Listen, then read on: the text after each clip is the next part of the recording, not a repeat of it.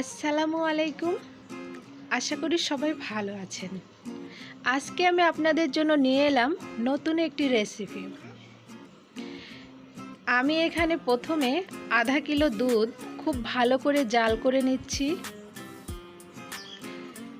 অনবরতে নাড়তে হবে, পাতিলের তলায় লেগে না যায় সেদিকে খেয়াল করতে হবে।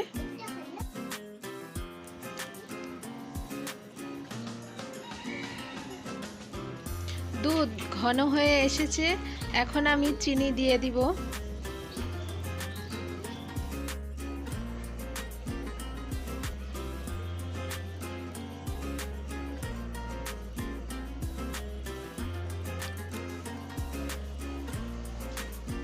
আধা কাপের মতো চিনি দিয়ে দিলাম।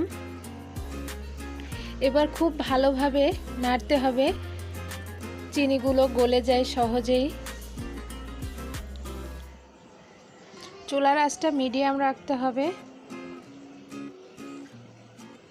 এখন আমরা আরেকটি প্যানে ঘি দিয়ে দিচ্ছি 3 চা চামচ।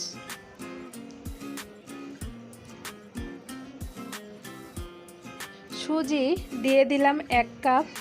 এবার খুব ভালো করে ভেজে নিতে হবে।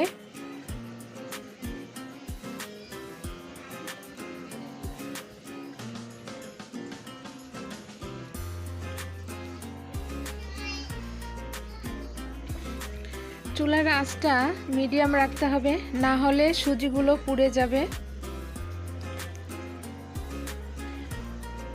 খুব ভালোভাবে নাড়তে হবে। ব্রাউন কালার হয়ে এসেছে। এখন আমি আগে থেকে জাল করা দুধ ঢেলে দিলাম।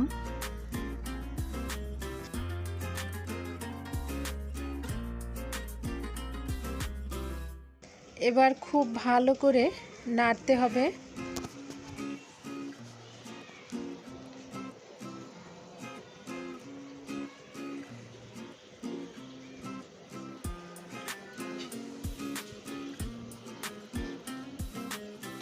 এখন একটু চুলার আঁচটা বাড়িয়ে দেব।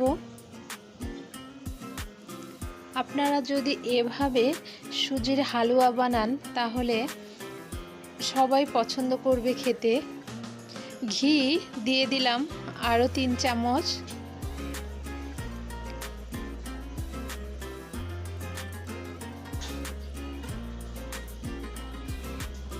উপর থেকে ঘি দিয়ে দিচ্ছি আর আস্তে আস্তে নাড়া দিচ্ছি।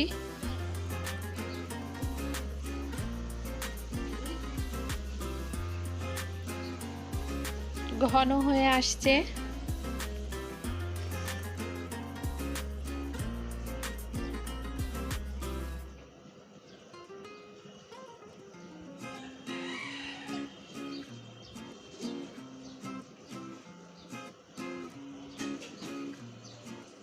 এভাবে নাড়তেই হবে যতক্ষণ না শুকিয়ে আসে। আমি একটুও না টেনে আপনাদের দেখাচ্ছি, আপনারা খুব সহজেই যাতে তৈরি করতে পারেন।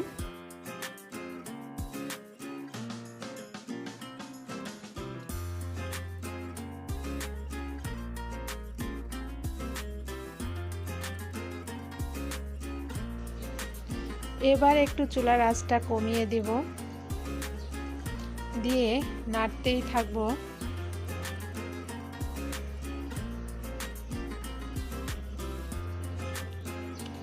এই হালুয়াটা যারা একদিনও বানাননি, নতুন, তাদের জন্য একেবারেই সহজ পদ্ধতিতে খুবই মজাদার একটি রেসিপি শেয়ার করলাম আপনাদের সাথে।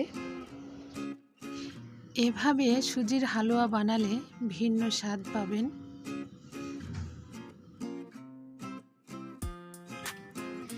এই যে ঘন হয়ে এসেছে, আর একটু ঘন হলে নামিয়ে নিব।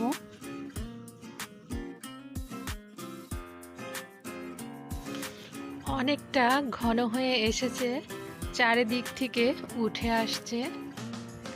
এখন আমি চুলা থেকে এটাকে নামিয়ে নিব।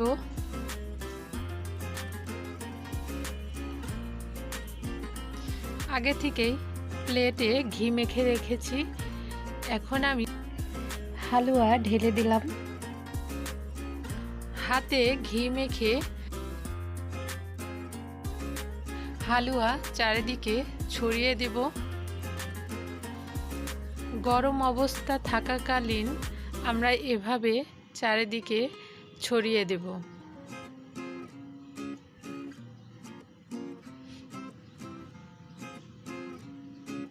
চারিদিকে এভাবে গোল করে নিলাম। এখন গরম অবস্থাতেই ছুরি দিয়ে কেটে নেব। ঠান্ডা হয়ে গেলে কাটতে অসুবিধা হবে।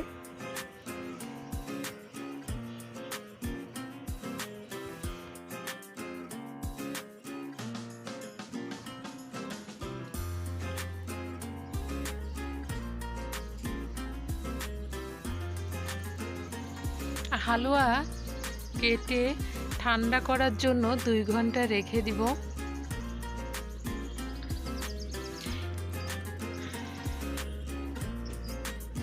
অনেকেই তো হালুয়া বানিয়ে খান বাসায়।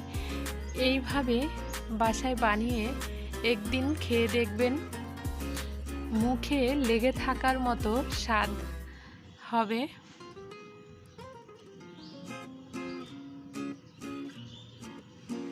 আমার ভিডিওটি যদি আপনাদের ভালো লাগে অবশ্যই লাইক, শেয়ার, কমেন্ট করে পাশে থাকবেন। আবারও নতুন কোনো রেসিপি নিয়ে দেখা হবে।